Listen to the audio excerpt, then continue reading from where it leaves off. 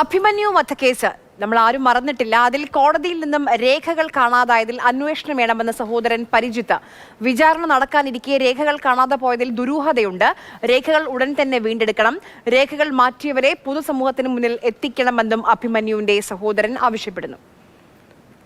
നമുക്ക് ആവശ്യപ്പെടാനുള്ളത് എന്താണെന്ന് വെച്ചാൽ, ഈ കേസിൻ്റെ വിചാരണ തുടങ്ങാനിരിക്കുന്ന സമയത്താണ് ഈ പേപ്പറുകൾ കാണാണ്ട്, രേഖകൾ കാണാണ്ട് പോയി എന്നുള്ള വാർത്തകൾ ഇന്നലെ രാത്രി നമ്മൾ അറിയുന്നത്. അതായത് ഈ രേഖ എന്തായാലും കോടതിയിൽ നിന്ന് വെറുതെ ഇറങ്ങി പോകില്ലല്ലോ. കാരണം നീതിപീഠത്തിൽ നിന്നാണ് ഈ രേഖകൾ കാണാണ്ട് പോയേക്കുന്നത്. അപ്പോൾ നമ്മളെങ്ങനെ വിശ്വസിച്ച്, ഒരു കോടതി എങ്ങനെ വിശ്വസിച്ച് നമ്മളിത് നിൽക്കും?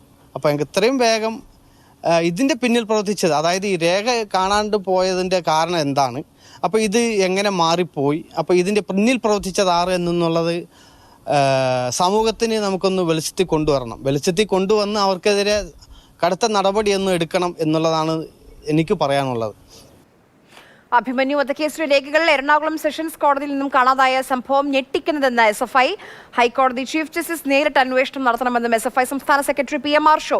കുറ്റപത്രം, പോസ്റ്റ്മോർട്ടം റിപ്പോർട്ട്, സാക്ഷിമൊഴി ഉൾപ്പെടെ 11ഓളം രേഖകളാണ് കാണാതായത്. കഴിഞ്ഞ വർഷം ഡിസംബർ 1-നാണ് ഈ രേഖകൾ കാണാതായ വിവരം ഹൈക്കോടതിയിൽ റിപ്പോർട്ട് ചെയ്തത്.